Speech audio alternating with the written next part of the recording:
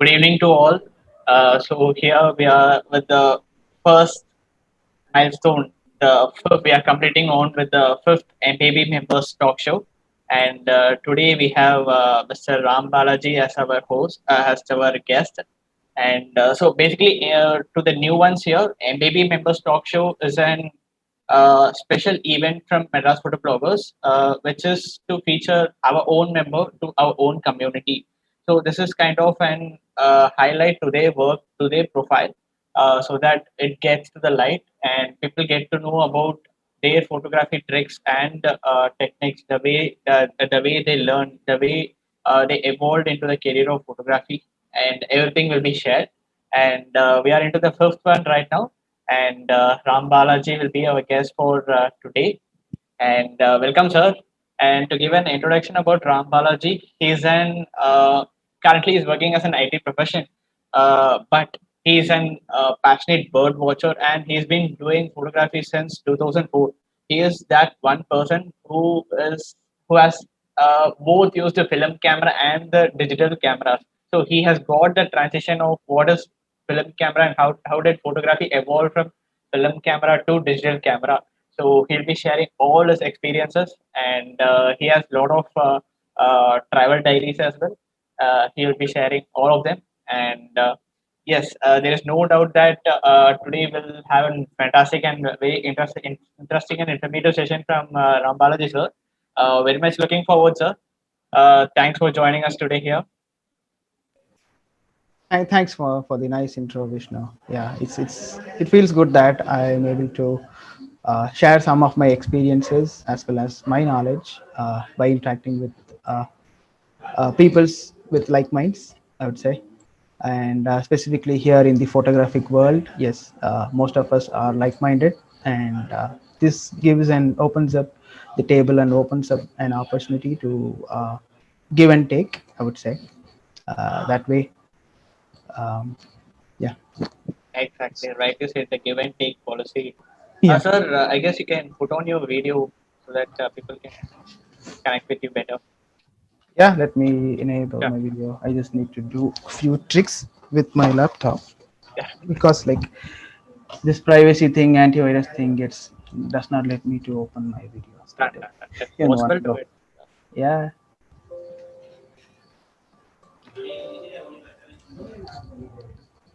Can you see my screen? Yes, sir, I could see you right now. All right. So So that's it, that's sir. the end of the video. Yep. And a Thanks. warm welcome note to all the audience here. And you've been following this MPB members talk show since a month, and hope you enjoy. And as all the sessions, hope you enjoy and you get a lot of knowledge from this session as well. Let's rightly jump into the session without any further delay. So, sir, tell me about your initial journey, sir. Like, how did you start your photography, and what all things happened? What made you start photography?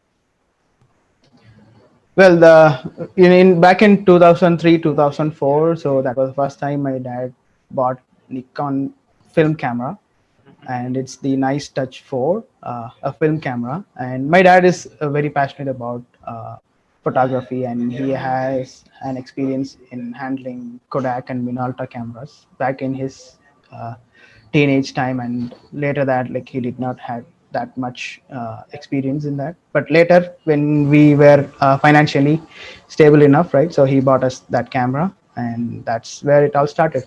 So it all started like by myself when I accidentally opened up the the shutter, right, where you insert the film. So that's where my journey started, and exposing the entire photos, whatever that was captured.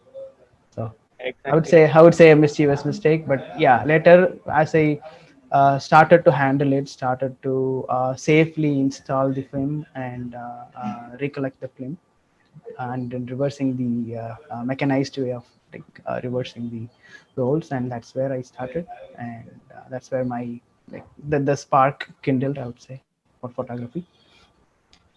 And I'm sure that a lot of works have involved in that. Like you started with film, and you yeah, have to take it, you have to process it. You have to yep. be very conscious about the film as well. Like a small damage or any dust would definitely affect your photograph. Yeah, with that big mistake, I started like the photography started with me, I would say. So I'm very conscious about even today when I edit photos, when I try to preserve the photos, though it is digital, though there are like ton of possibilities to get it back, but still I keep it very secure and keep more than 2 or 3 copies of the photos I take. So that the effect of what we lost there, it's still on me, and hopefully that is for the good, to ensure that whatever snaps we do, we capture is safe and preserved. You still use film cameras, sir? Yeah, I still use recently I used, and I bought some like Kodak and Konica films, but since the films were very old, older than like I would say 5 6 years, I did not get proper exposure because the the the chemicals sensitivity has gone too far low, and if I had used a proper full frame film camera, I would have got better picture. Instead I just got a white picture when I developed the other day. So that's where we stand, and not many people are selling films nowadays, but though I'm very much Right. interested in it. But yeah, practical and logistics comes into play when we try to attempt that. Okay, so you are a person who switched from film to digital. So this forces me to pose a question: what difference you find from film to digital? Well, the first one I would say is white balance. Right. So in film, right, it's identical than in terms of what you see and what you see in reality and what you see as a physical image on a paper, but that's not true in digital era. And right from like I started with Olympus digital cameras, which is a 2 megapixel camera, and from that transition, and even till today with the latest of the full frame cameras, whatever I have handled so far, I find that specific thing not to be reproductive from what we have in the film era. So that's one thing. Always I want to. I mean, I wish that the digital images and digital formats of the image we take does not have to be white balance corrected whenever we do the post processing stuff. Great, that's great. Yeah. So, as you said, it was an accident. You started with photography. Like, how did what was the next step after the accident? Like, how did you continue the journey from there? Yeah, the first time, like after I committed the mistake, yeah, definitely I got some good amount of scoldings from my dad. Obviously anyone would do, right? When you Obvious. no, yeah. So after that I was very careful. I ensured that I did not have much light in the room in the first place when I tried to handle the film rolls, either it is a new one or a used one, which is to be given to the like developing studio.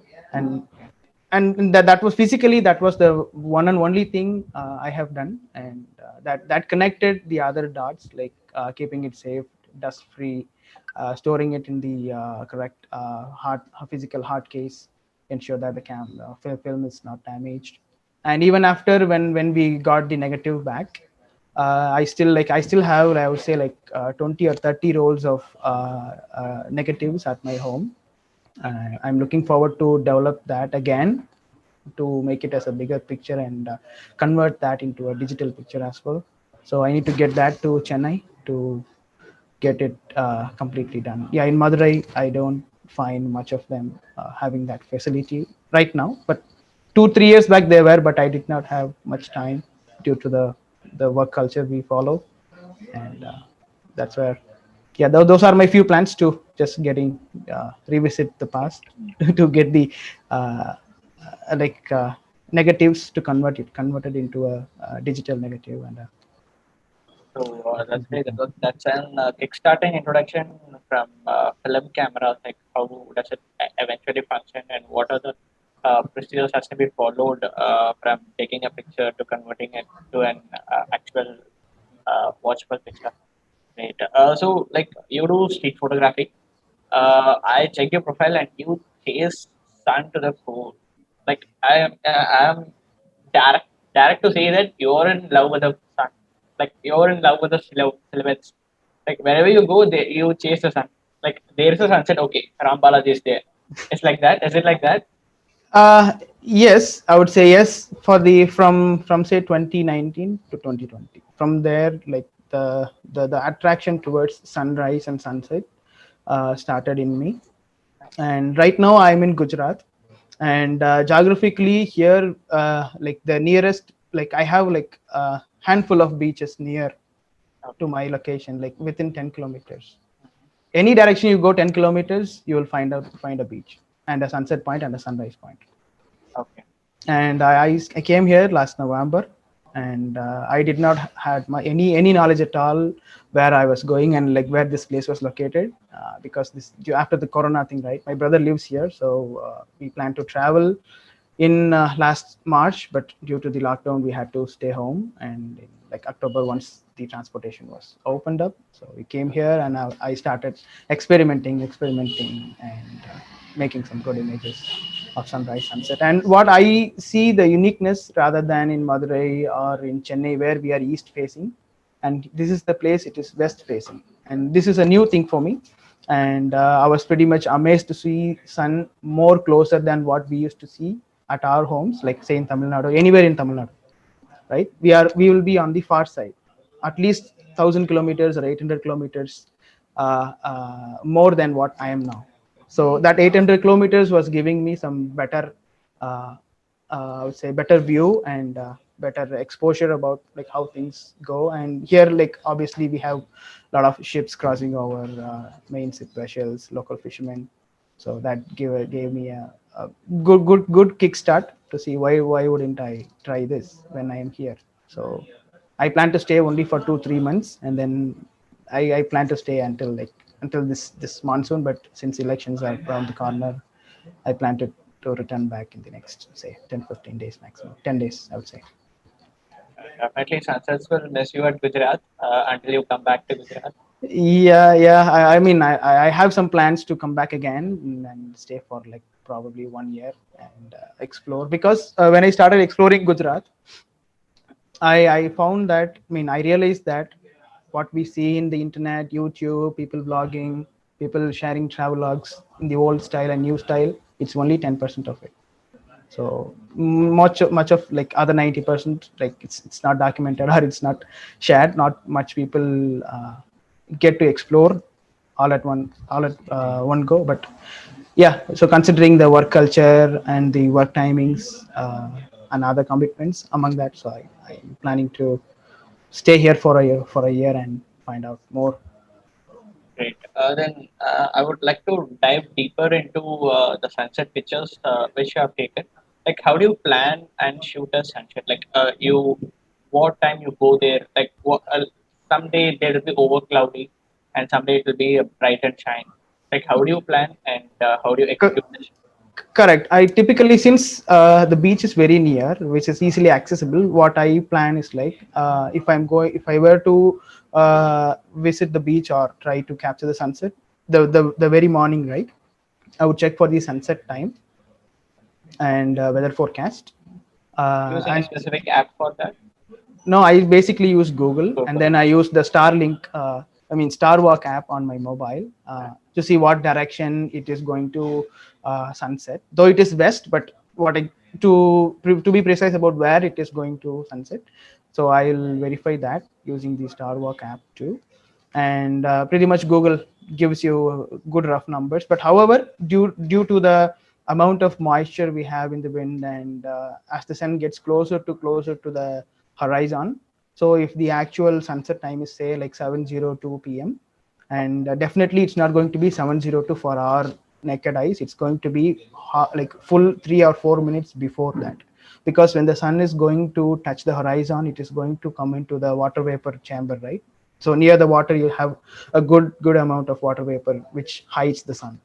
So that way I will plan, and I'll plan to reach the beach or the sunset point exactly 60 minutes before. So if 7:02 is the sunset time as per Google or as per the Starwalk app, I would try to ensure that I'm at the beach at 6:02 p.m. or say between 6 to 6:15, just to ensure that I have the right gears, set it up and ready. Because if I'm going to miss that 20 minutes, I have to wait for another 24 hours.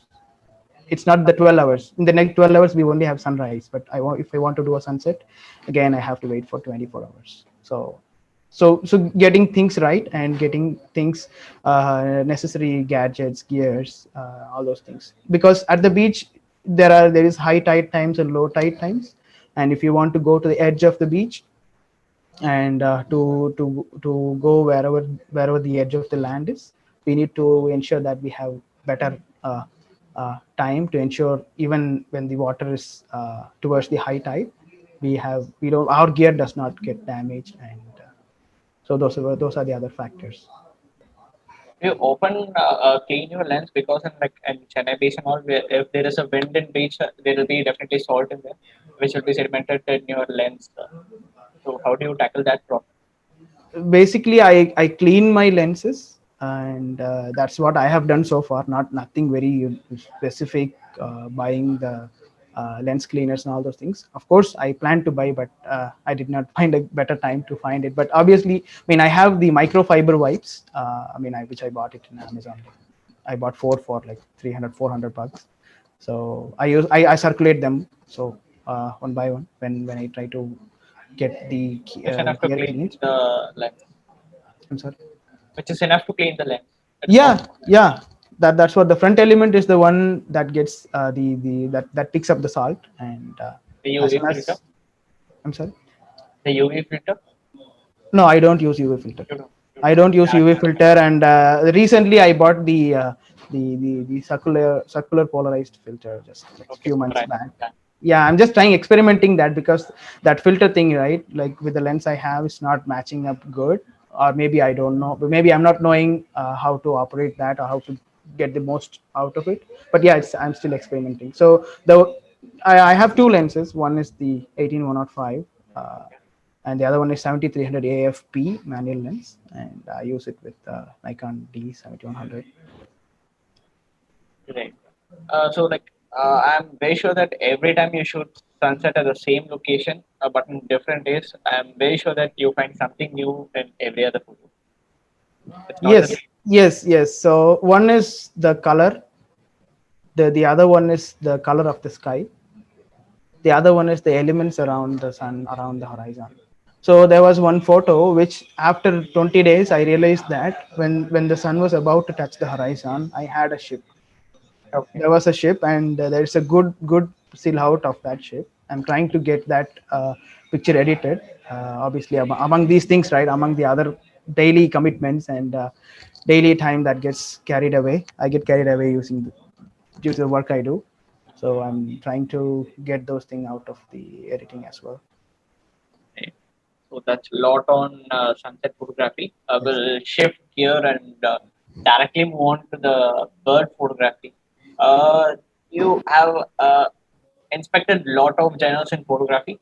One among them is bird photography. Tell about that. Like, how did your love for birds started? Yeah, my love for I would say now, like in photography it's very specific to birds, and in general, um, I'm very passionate about conservation, and doing some field works which is related to wildlife and more of a field work. So these and all started like from my, I would say, to be specific and precise, around my eighth or ninth standard, where we get to know more about science, this biology things, chemistry, physics, which is also relates to birds and wildlife in certain occasions. That's how our syllabus is there. One or the other way, like we get the reference from nature and wildlife, and that's where my interest towards and love towards uh, wildlife and birds started. And when I was during my college days, when I started participating in census programs and other nature related programs, I found birds to be a very fascinating thing. Not to tell that I don't like concentrate much on other reptiles or mammals. I do, but I photograph more on the birds as I try to learn more about them, because like those are some fascinating creatures, I would say, ever there in ever known to mankind, I should say. So that there is a lot more to learn. I would say even today I'm learning. I'm the love to learn and the hunger for knowledge is still in me. So hopefully that keeps me engaged apart from work, apart from other personal commitments. It's like a different feel, like watching the habitat of an other creature rather than being a human. We don't realize what does it feel like to be the other creatures in this world and all. Yeah, yeah, definitely, definitely. So one of the basic, I would say, see, to be honest, if we are realizing or not realizing, subconsciously we are all bird watchers. We are all bird watchers. It starts from when you park a car under a tree till you work on a conservation project for the renowned, I would say renowned organizations like we have Sony, BBC, and National Geographic, and all those things. So whenever we park our car or bike under a tree, the first thing we do is like, is birds around or is birds at the tree? Especially crows. So even it is a crow, that's a bird, that counts. So that's where we start. Everyone is a bird watcher, and me being very specific, because I got the opportunity and I'm very much interested about birds of various species and various geographies. I tend to concentrate more on other things as well. Not to mention that even crow, right? It has a fascinating, very fascinating, I would say, mm, it's life cycle. With the concrete jungle where we live in, right? Even crow has found its place in electric poles, which is open to sun, open to cold, open to rain. It still like lays its eggs and hatches it up, which is, That's nature is really hard on birds, not only crow but every bird. Nature is really hard, and bird is also equally adaptive to nature. Let it be the scorching sun or freezing cold. In all the geographies, all the sea levels, and all the altitudes, we find birds. great. So I guess you have a PPT on bird photography, the things you want to convey in a technical form. I guess maybe as an co-host, you can share the PPT so that you can have Yeah, yeah. a I'll better look briefly on. go through. Yeah, we still have 29 minutes. So Yeah, briefly, I'll go through bird watching and the importance of birds to humans, and then go back, and then we can go to the Q&A session. I actually prefer more of Q&A sessions, more of interactive sessions than the slides. But for the fact, like, just I'll go through some of things as a text form. It's good to yeah. see something in some text form. So Meanwhile, guys, if you have any questions, you can just post it in the chat box. Balaji sir will be addressing your all your queries. You can ask anything, right from streets to birds to sunsets and even wildlife. You can have questions, and not on IT professions. Other than anything related to photography, you can post it. He will have the answers. So let's check on the PPT on birds photography. Yeah, can you we can get you to see see. my Yes, screen? yes, yes. Very good. Oh, can you see the like present actual presentation, or do you see the entire cards?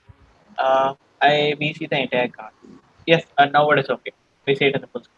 All right, I'll briefly cover through and go through the above said uh, items like bird watching, wildlife photography, importance of birds to humans, and work hobby balance.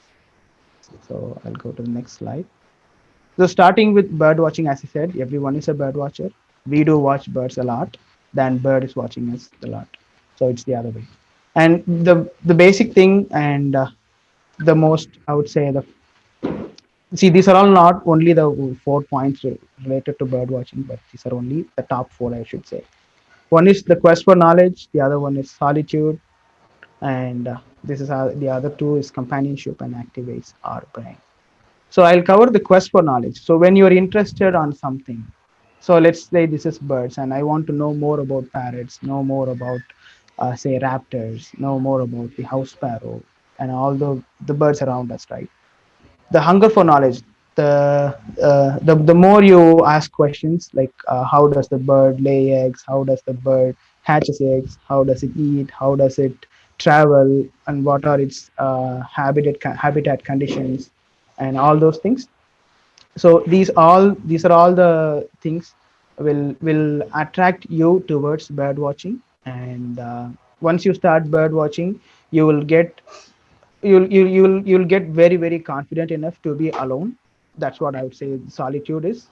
You'll be alone, and you'll get that self confidence, and you'll get the self motivation to know more, to go different heights, different lengths, of patience in as well. the passion you're doing. So if this is bird watching or if this is photography, it applies.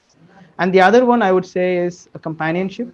Companionship is like, when I'm alone as a bird watcher, definitely there are many more and more chances that I'm going to meet another bird watcher who is alone. And when you guys, or when people in the bird watching realm meet together, apart from you don't have to typically know about who that person is and what that person is doing. If he's a bird watcher, if you're a bird watcher, if you guys start interacting each other, it will be definitely a fruitful conversation. And that has been a fruitful conversation many a times when I was in bird watching, when I bird watched during the weekends in the morning between like 5 and 7 a.m. around the Palikarnai Marsh and Sholingalur Marsh. So I met many people. They had given me pretty much good knowledge about flamingos and the geese which turns up to Chennai to during the winters and during the summers. So those are the more interesting things. You get to know more about people, their journey in bird watching, photography, and all those things. And that gives you some good vibes and gets good feeling in you that uh, whatever your time you're spending in bird watching is going to be more meaningful. And the next one is it activates your brain. It could be a little bit out of the other three points I've mentioned, but when we say activates your brain, it makes us think in a whole different way, which is getting us out of our day-to-day life, day-to-day robotic life. Say I work in IT, and we all know how IT is right now and how IT is before in the last 2 3 years. More and more work, our employers want us to spend most of our time towards their uh, jobs and their tasks. Being in that robotic thing and monotonous thing, getting us like getting our physical and our mental soul out of that world, it gives us more relaxing thing when you start watching birds. And it gives us good workout to our eyes, to our senses, to our to our physical body, I should say, because when we are bird watching, you'll have to walk and get all our senses up and ready to see what the bird is, so that we ensure our physical and mental health is like towards the betterment of what out of the other side of the life what we are living in. That's pretty much about what I would say is bird watching and the need for bird watching. And when we watch birds, what are the necessary things? First thing is the interest, which I have not mentioned here because that's understood that people who are with that specific interest get into bird watching. And the one is field guide. The other one is a notepad and a pen. And if we are financially good enough, binoculars or a telescope. A field guide, I would say, would be very very mandatory other than the other two, because a field guide has the entire information about the birds around, and most of the birds that was documented in and around our area.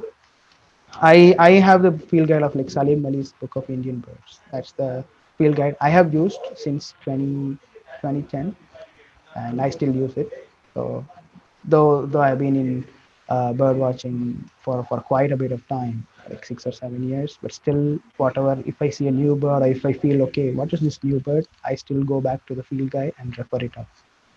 So that way, we can ensure that whatever we are seeing is documented, and we can learn more about from wherever it is documented. You might just see it, but to learn more about those things, using a field guide is going to give us a better understanding about those birds. Right. Yep. Moving to the next one about importance of birds, and I've jotted out the major points around us, and with the global warming and other wildlife conservation things. These are the points I've jotted down. And the most I would say the most important thing I would say is like the first two, controlling the pest and pollinating the plants. Those are the two major or two most action that is required for a good crop harvest or good wildlife and uh, good vegetation getting spread out. So if we don't control the pest, it's going to eat the crops and eat the plants, whatever that is growing up. And if we don't pollinate, we are not going to get fruits, or we are not going to get uh, the goodness out of it. So And basically, birds contribute to the ecological system, ecological cycle. yes, yes, of course. So if consider, like, we have seen like many reports saying if there is no honeybees in next two Yeah. years, there is no plants, no fruits, no crops. And equal to bees, birds are not mentioned at all the places, but birds are also like important, and they are definitely uh, a connecting point, and they have a great role in the food cycle as well as in the ecosystem. Because like let's start like from paddy fields. We have seen a lot of egrets and lot of white birds. Let's say, let's not go technical about the bird names, but we have seen the white birds that are around the paddy grazing around for the worms, snails, and other things. Definitely those insects are a threat to the paddy fields or whatever crop that is growing up. And what it does is birds control the amount of pests, obviously, which is indirect, just directly increasing the yield for that farmer, whoever is owning that land. The other one is when we have birds, the birds dropping is internally, I mean, actually going to act as fertilizer. So the reason is that uh, the bird's digestive system is in such a way that it is unlike mammals. Its urine and as well as its digested food, its excreta is combined into some form of a liquid, which is very high in uric acid content and other chemicals that are directly involved in boosting the plant's growth. Okay. So technically it is a fertilizer. So I would say birds are a fertilizer factory. So it takes the food from the crop or the lands, and again gets the output of the or whatever it is, right? It's again fed back into the same land where the plant is growing again and again. Yeah. And obviously spreading seeds, like not all birds digest the food completely as mammals and other creatures do. In that case, right? So the bird could eat the, say, if the bird is eating, let's say, guava tree, right? It eats the seeds and all those things as a outcome of its excreta, right? The bird could like move out somewhere. We know birds move around in a day-to-day basis for a long distances, and in that case, obviously, wherever it is, like it's going the excretion thing, there it gets sowed, the seeds get sowed, and obviously in the next, wherever it is watered, obviously plants are going to grow out there at that place. So in that way it is also transforming the entire landscape, because like birds are seed sowers, right? We nowadays we have campaigns, we have seed balls, and we do all the we use the technology to sow seeds and spread the seed balls around. but but birds naturally does the same, and it is doing, and it will do for how many ever years the earth is going to stay alive. And not to mention that when we say landscape, the landscape also includes coral reefs and marine life as well. These coral reefs are, we know it is also one of the creatures, though it is very slowly growing or slowly moving, but still it also needs necessary fertilizers and necessary assistance from surroundings in within the water and outside the water. And one such creature is birds. Again, its excreta is that is I will act as fertilizer in the coral reefs, and that also directly proportional to for its marine life growth. And when coral reef grow, number of fishes grow. When number of fishes grow, there are variety of lot of species will also grow within fishes. And to humans, when people go to fish, obviously you will get good number of fish to the fisherman, and obviously get we get it consumed as a food. But however, in terms of marine life, marine ecosystem, this plays an important role. We know how important the coral reefs are, but to the coral reef, getting necessary fertilizer and necessary life cycle things, birds are involved in a greater section. Right. And of course, this is also inspiring science. We know from Wright brothers, they got inspired from birds.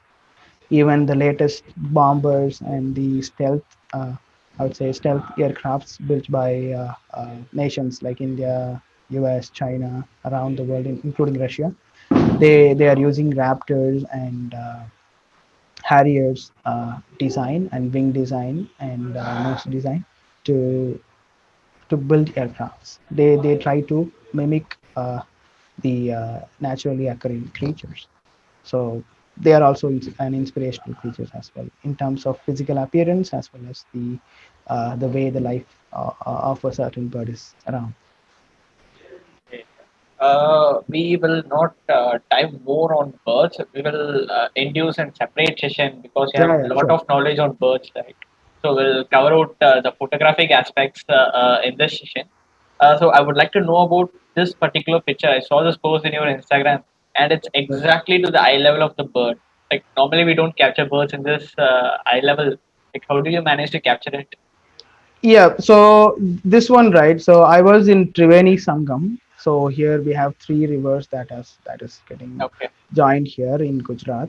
Uh, so near Somnath. So there's a small like a short boat ride we have, and it is since it is very close to the sea, right? These gull-billed terns and other tern creatures, tern in the sense TERN, it's one of the bird species. There are a lot of subspecies in terns, and they are pretty much between lands and between the sea, and they tend to fly low to the water level to get the fish.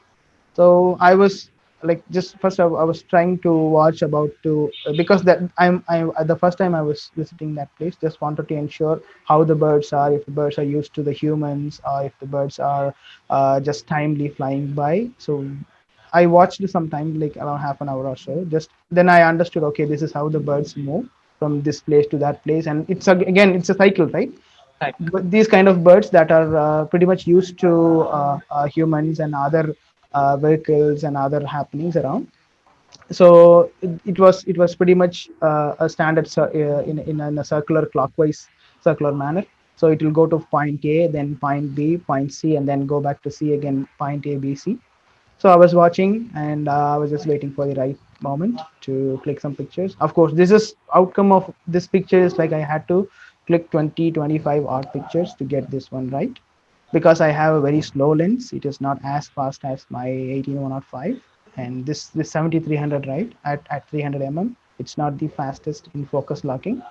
So I had to understand my gear, understand its limitations about my camera as well as my lens, and to get things right, obviously it took 25 shots to get specific moment out of it. Though I got some other moments, the moments like the bird's wings was pointing down, which did not look really good, and I was not that satisfied, I would say, in that shot. Though it is a Always short looks shot, great when the wings are at the top. yeah, we want to see the bird flying, and images like what you're seeing on the screen gives a better depth as well as uh, better, I would say, better perspective Yeah. about what the bird is and how long the wings is. See, the bird is, if you see the proportion is right, if the bird is like at its full wingspan, the length of the birds is like it's only one third of it. Okay. Just for a rough numbers I'm saying, right? So not exactly the same numbers, but it's literally looks like just the length is one third of what the exact wind like tip to tip Okay. distances. So So that's where it's fascinating. The colors, the feathers, the I mean, obviously the other day, I mean, I had a good luck, good fortune. It was a cloudy day, not harsh light. It was taken around 11:30 a.m. I guess, 11:30 to 12 p.m. We know like what 11:30 a.m. is, right? Not much of good photos we could take unless you have filters, ND filters, and all those things. But nature was gentle enough the other day. It had it had a good like omnidirectional lighting, I should say, so that I could see the details. And towards the its left wing, you could see the you could see the light passing from behind, which gives us a better perspective in terms of the image. That's great. That's beautiful note on this particular picture, Cool. and this bird's color and the background as well matches, and it gives a fantastic look. Yeah, thanks. And just talking about when staying about photography, right? It is one of our hobbies we are currently practicing. Actually, I would say. So when we are practicing photography more and more, these are the few things I will suggest, which I'm even now I'm following. Just get the schedule slotted out in your calendar, though it might sound robotic. Hey, because we Indians here, right, we are not used to scheduling it to a calendar, and from there we access it, or from there we try to religiously follow our calendars. That's not the way our culture is, or our society is. But what I would say is, if you plan for a bird watching, just keep in mind, okay, I'm going to for bird watching tomorrow morning, not specifying about the hours, but keep it in mind. And whatever you have planned out, just execute it. Maybe the first few times, honestly, I would say it will be very irritating, very frustrating to get up at 5 o'clock and go to bird watching and then come back and then spend your time. But after a few occasions, obviously that will become a habit, and feel I mean, I started enjoying that. And I hope the same goes for whoever is trying to follow that specific hobby. So hobby in the sense, I'm saying, for me it was bird watching, but for others it could be street photography, like driving, bike riding, anything. And when we do for when I very specific to about bird watching, or the hobby which I possess, I would do a quick research about, okay, so I'm going to, if I plan that I'm going to be like spending my time at showing Nallur. Say if I'm in May month, I would do some research in internet, try to learn what are the birds I could find in Chennai, not specific to that location, but in Chennai or in tropical regions, to see just to set some expectations. Okay, what birds I should expect, what I should not expect, and then making a list. Okay, what are the things I plan to do? Do I plan to take photos, or do I plan to take videos, or mix of those, or just do a walk from end to end and then come back? And obviously the day before, or on that day when I'm doing bird watching, obviously I would limit my time spending towards social media, because social media is kind of a black hole. Okay, if you are in that, it's really tough to get out of the all the other social media platforms. Obviously, limiting our time there will give us a uh, better time and better concentration to get our get our end goal fulfilled. So that's how I would say the work hobby balance rather than saying work life balance. But these are the few things which I'm following. And I realized, okay, these are the things I followed last 4 5 years. And then I decided, okay, I should spend some time in expressing this to the larger group.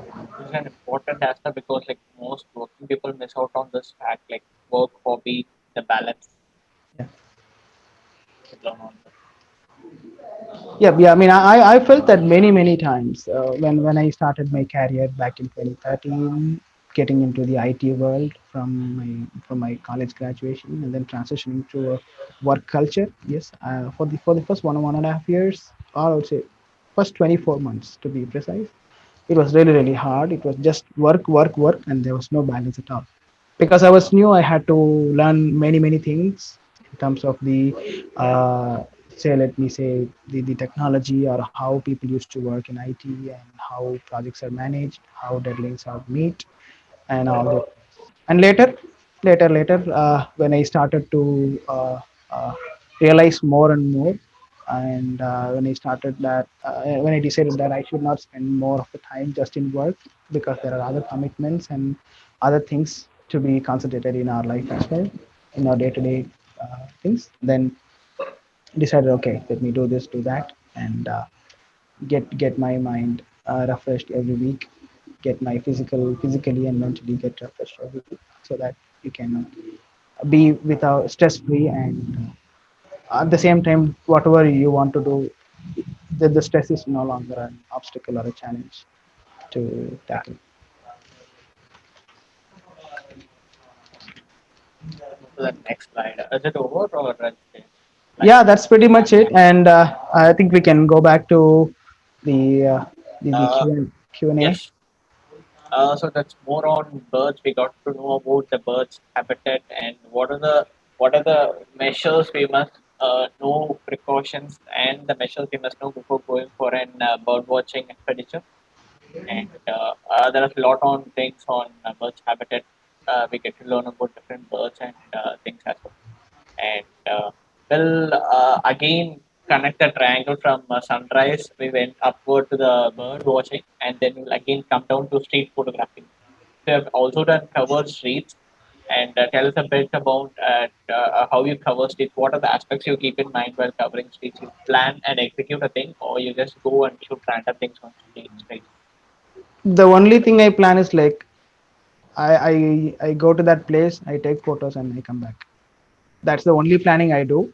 And when we say I just simple photos, right? I'm not very bound or very pivoted towards like moments or silhouettes or I would say the expressions or the emotions, because it is an happening area and happening boundary.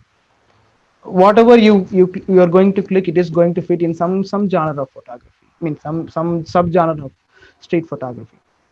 But I don't have, I mean, I don't basically go with an expectation that I should shoot this, I should only capture this, that, because you never know what you're going to capture and what the output is going to be. And one of such images which I took in Kasimedu Photoshop, I mean photo walk, so that got selected and that got published in the DT Next, which I never expected at all. So in when this MPB thing started, right? So there was a call out, just share your images, and I mean I was one of the contributors. And at the end, the next day, Stevenson was saying, "Hey, yours has got published in yours got selected and got published in DT Next," and I was really happy about it. But I never expected that it's going to be selected and all those things. All I did is like whatever I had, whatever I felt, it is good for whatever the call out was. I sent it up. It really happened. Great. That's So what we are here for, to feature members work, not only in our own community but to the entire community of people. yeah, definitely. So those kind of outcomes will give, I mean, for a normal person like me, or for a normal person who is very interested in photography and enthusiastic about photography, gives a really great inspiration as well as encouragement. Rather than inspiration, it is more of an And encouragement. recognition as well. Yep. So recognition is the one is directly related to encouraging people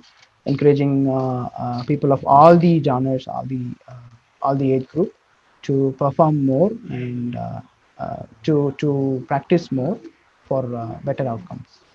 That's how I see this, and that's how whoever have won the competition the other day, same thing goes to them. So people will know, okay, I my photograph got published in newspaper, and my friend circle will know about, hey, he did this, he did that.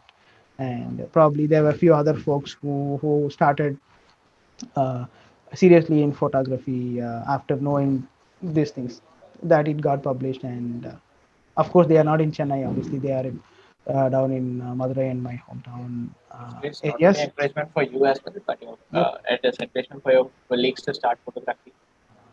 Yeah, definitely. Yeah. So that's how I would say that photography and associated things. Though, like for me, photography has started with a hobby. It has been a hobby, and now a passion.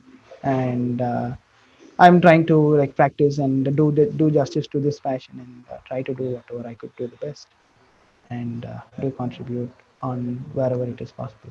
So I know like we have the contest which is currently going on for Yeah, hues of yellow, we right? have this monthly contest, use of it.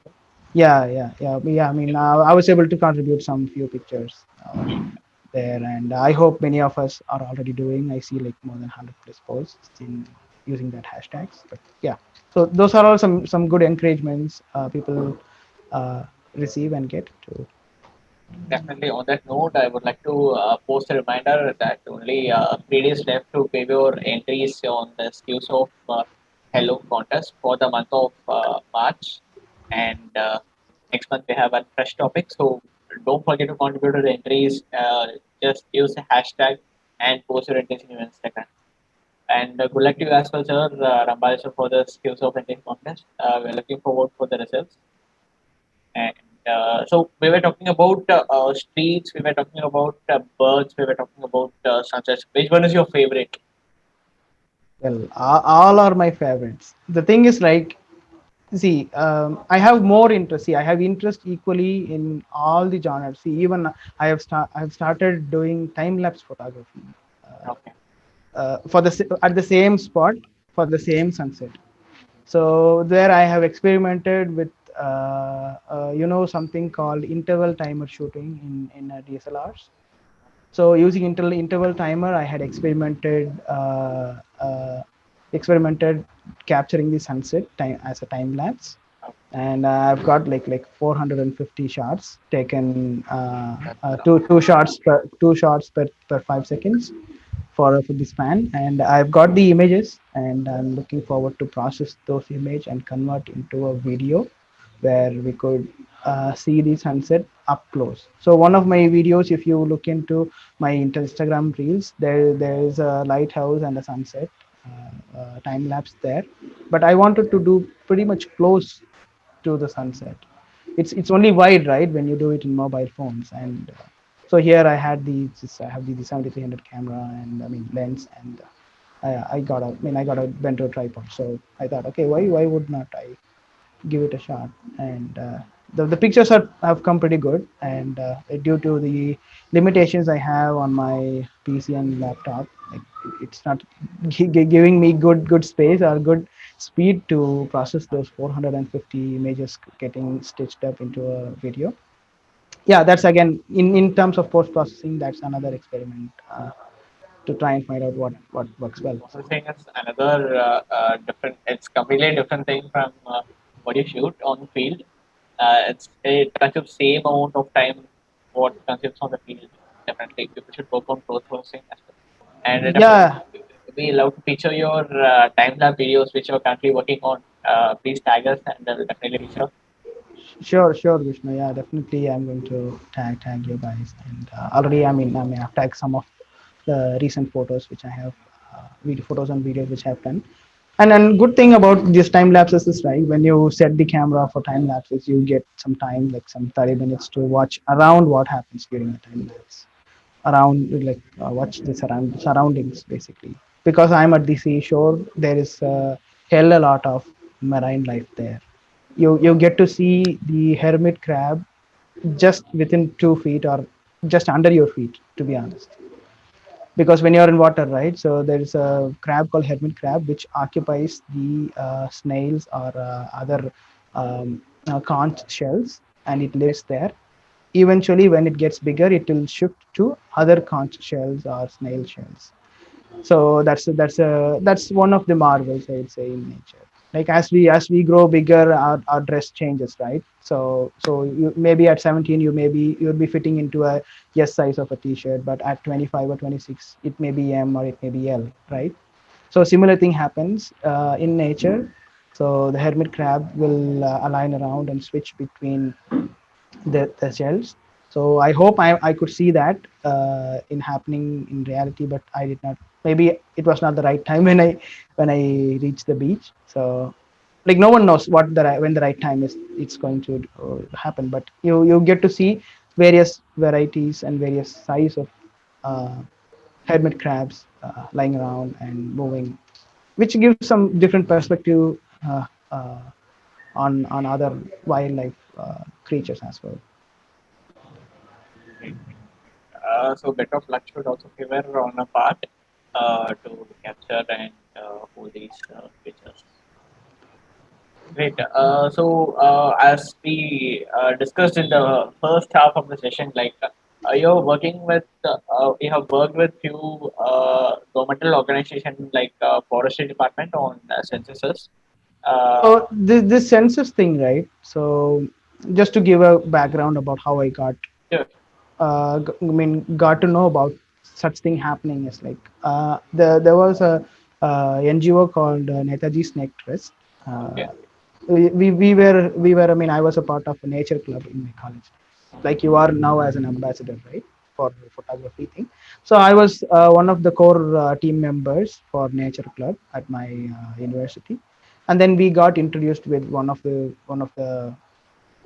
interactions we used to have with other NGOs like NSS camps and other things, right? So one of them were the owners of founder of Nest, and then that's where things started. And as we started spending time doing activities, we got called for, hey, there's a census going on, would you like to participate? And Okay. then yeah, we were very much interested about wildlife, and the entire team being a nature club, it are like-minded people. So there it started, and that's where things goes. But however, that's not the only channel. The main channel is that I'm not sure how it is happening from 2019 2020, but up to until before, Tamil Nadu Forest Government will give a press note in all the major newspapers in English and Tamil, where people will be volunteers will be called out for wildlife census, whatever it is happening. Say if it is going to be elephant census, Nilgiri Thar census, even butterfly census, bird census, water bird census, and wild animal census. So it happens, like wild animal census happens every 4 years.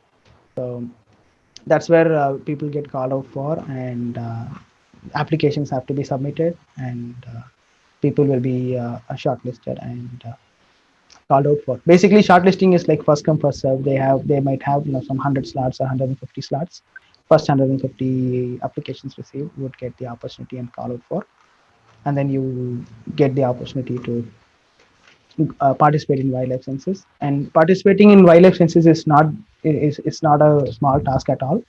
You'll have to be uh,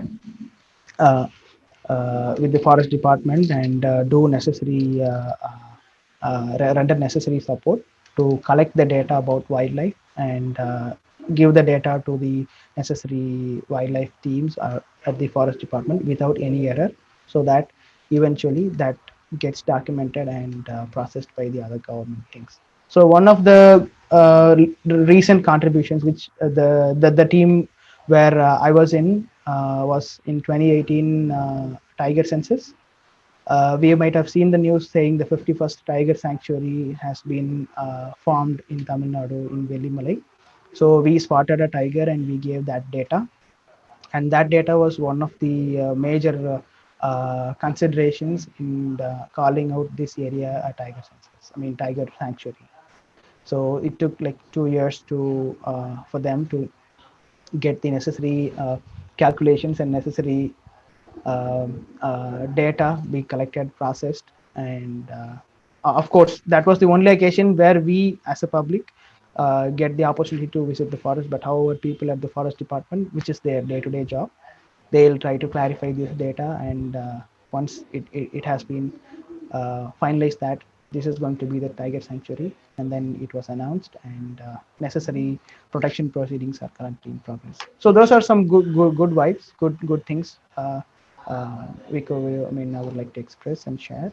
uh, Even a small data about what you give in wildlife census will definitely impact in a bigger way.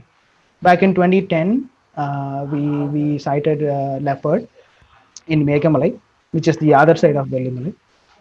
So later that was called as, I mean, considered as a leopard sanctuary. But now that is a part of the uh, tiger sanctuary, which has been finalized in the Western Ghats. Right. I was about to ask a follow-up question that you have any future projects to which can save these creatures? Like, do you have any projects? Yeah. I currently have a project. I mean, me and my friend have recently started a YouTube channel. I'm not sure if I can say or if I can say about those things yet, but the thing Definitely, is, yeah. So we started a YouTube channel named Rural Outing. So our major motto or mission is like travel, exploration, and food.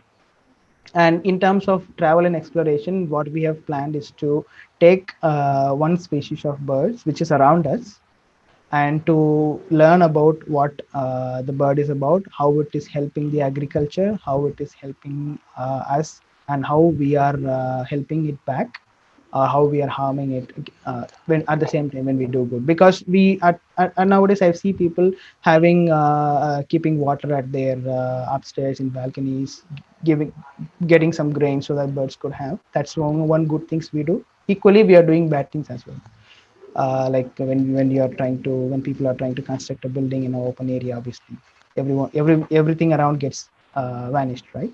So it's one of the projects which is currently in pipeline.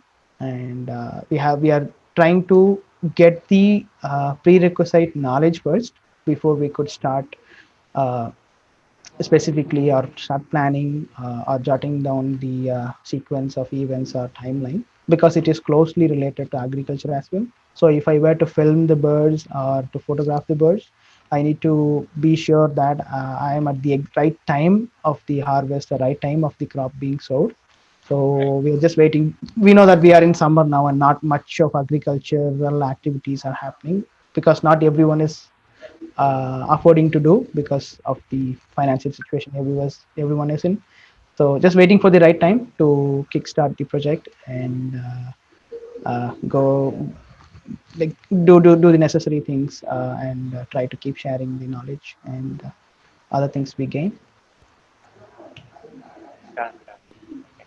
So the bottom liner will be like you want to spread awareness on birds and how humans harm that particular species as well.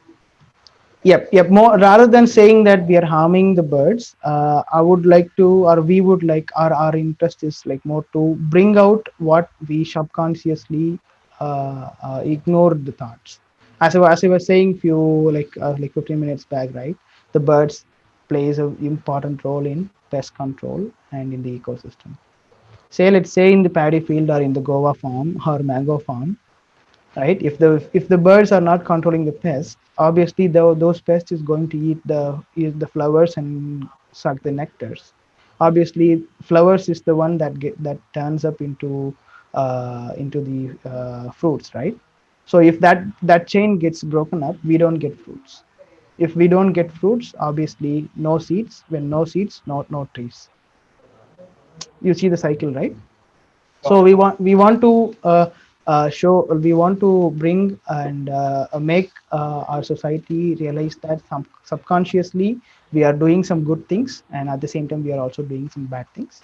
And if we could bring out the importance, or if we could bring out the good things to the bigger audience, obviously everyone will get necessary indication that okay, we are definitely doing good, but we did not realize. So those are the few things, and it is not about calculation, or it is not about being very specific about doing this, doing that. But however, since we subconsciously are doing some things which we don't really know that it is a good thing or not, so getting those things kindled within, we will we as we as the content creators, as well as the to where we are sharing our content, will get the betterment out of it. And obviously that is closely tied about the awareness and other stuffs around us. Really good that you started out with this project because it is very important to know and it is very important to know about the habitat of the bird, like to spread awareness for right at this moment because many birds are getting into extinction and it is the right time to start off this project on this good initiative. We from the team Madras Photo Bloggers wish you all the best for this project to be a successful one Yeah. and hope you do many upcoming videos on that. I will be like definitely looking forward on that. So I Definitely. guess Thanks, Vishnu. Yeah, definitely. I'm also like once I'm equally excited and I'm equally more interested and determined to get the video and necessary content being created. And yep. So as you, I'm also equally excited and to get the get the knowledge in a presentable manner. So when I say presentable manner, could more I'm looking forward for a video to be yeah, made and. Yeah, that's where we are now. yeah, yeah. I guess we are round the corner for the end of the session. Yep. So before winding up, like I would like to mention you five things to the every individual of the society who can contribute to the smallest of their possibility to this environment, to this all this environmental architecture, the habitat, the ecosystem, which is being uh, here for thousands of years. What would you say to them? Five things you could, if you can say it kind of. Well, five things is a lot with this current robotic life and journey where everyone is having. But I would say two to three things. Yeah, The first one is like other animals is also creatures equal to us. It also has its own life cycle, and it is equally as important as our lives as well. So consider that thing first thing, and try not to harm them directly or indirectly. Of course we are harming them daily by using IC engines, obviously, the emissions, mobile phone signals, whatever we do. So those are the two things I predominantly suggest. And the third one is do more agriculture, do farming. So 1 acre of land can support many hundreds of birds. uh, It could, you without you doing, right, you're sowing as a farmer and as a as a agriculture enthusiast, like that's right. two and one. Obviously you would just sow the seeds for your food, and that indirectly becomes or attracts the bird, like foods for the birds. And that's where the life cycle starts and the ecosystem gets complete. Without birds, the ecosystem is never complete. Okay.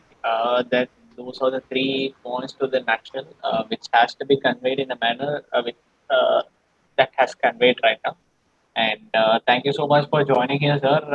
We had a lot of knowledge on birds and about the photographic aspects as well. We learned a lot about the sunset photography and how to do a proper sunset photography as well.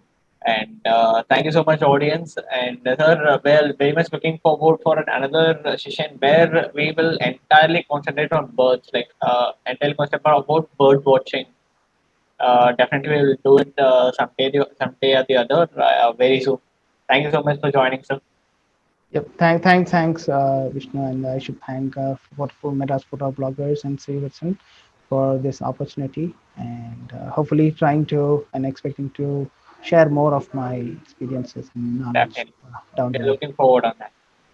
Yep. Good night. Yep. Thank you so much. Bye.